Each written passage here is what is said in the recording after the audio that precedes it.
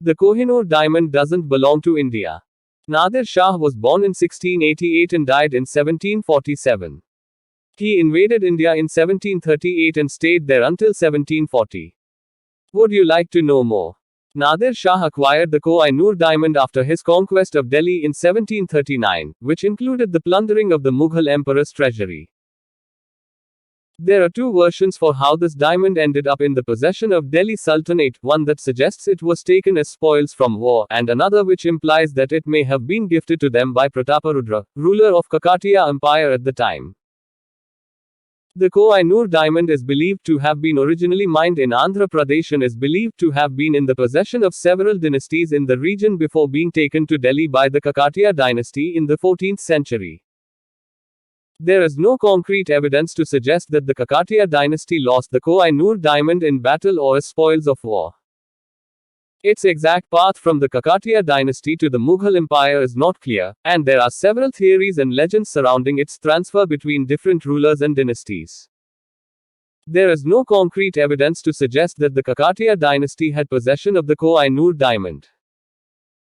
The first recorded mention of the diamond comes from the 14th century, when it was in the possession of the Kakatiya's successor state, the Bahmani Sultanate.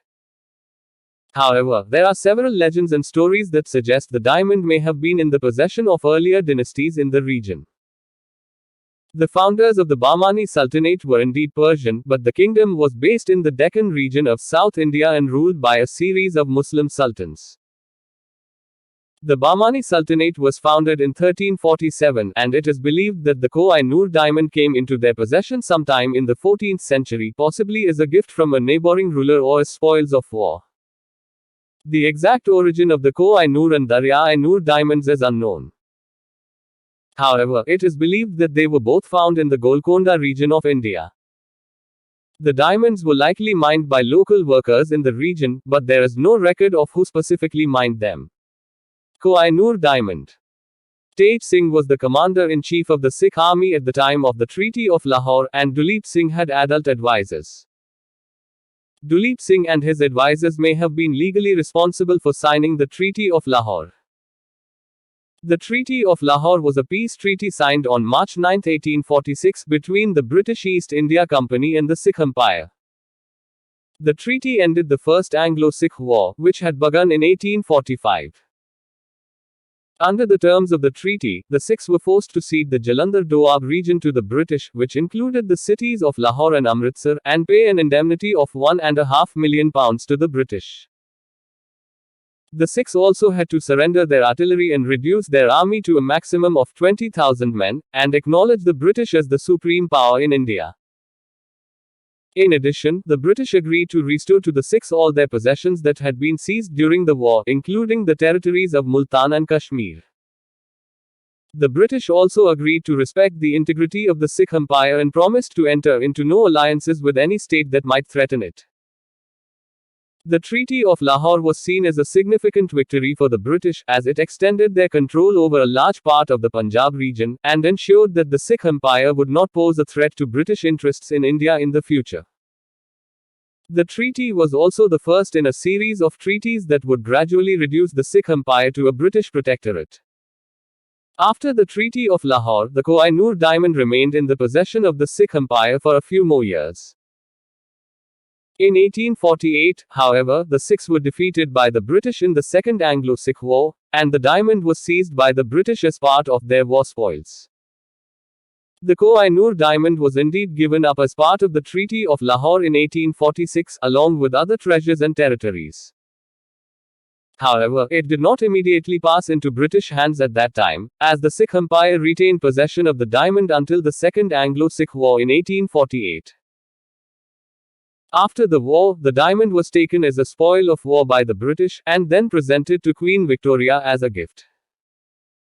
So, while the diamond was transferred to the British as part of the Treaty of Lahore, it did not actually come into British possession until 1848. The diamond was then transferred to the British East India Company, and was initially displayed at the Great Exhibition in London in 1851.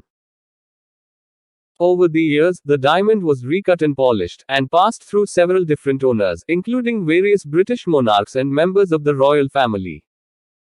Today, the koh-i-noor diamond is part of the British Crown Jewels and is displayed at the Tower of London. According to historical accounts, during negotiations between the British and Sikh representatives, it was agreed that the Maharaja of Punjab, Duleep Singh, would cede the famed koh-i-noor diamond, along with other valuable jewels and gems, to the British as part of the Treaty of Lahore. In return, the British would provide a pension to the Maharaja and his mother, and also promise to protect the Sikh Empire from external threats. So the British can return the koh-i-noor diamond to Pakistan according to you.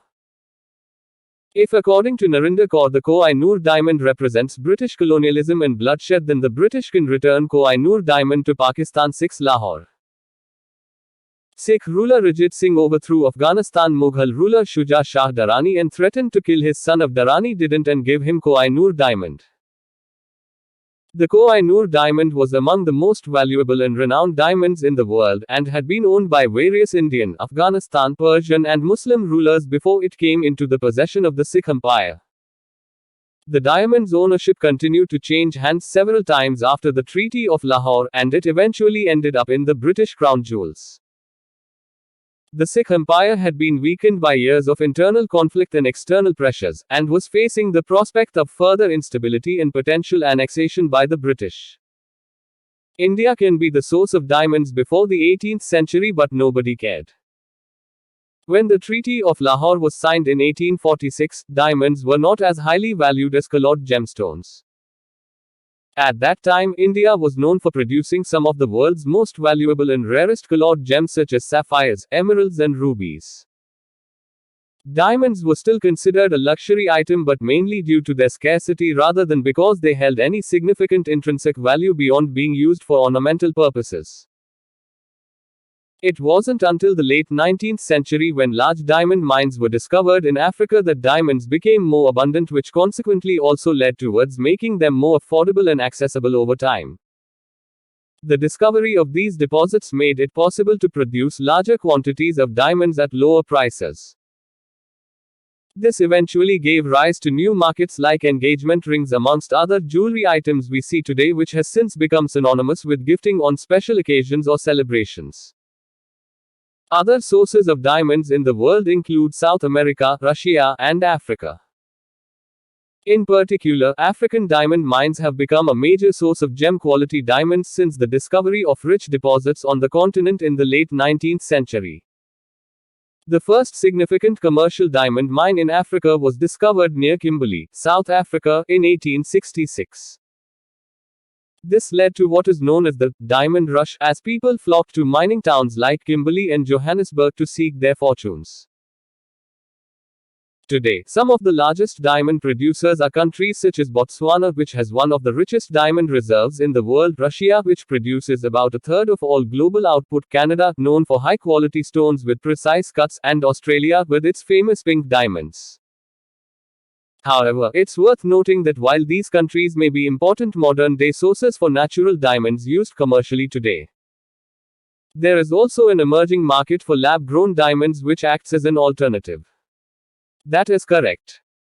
The koh-i-noor diamond has an incredibly complex history, with various theories as to its origins and ownership. It was seized by forces under Maharaja Ranjit Singh during one of his wars with Afghanistan in 1813, but before the Sikhs gained possession of it, the diamond had passed through several different hands.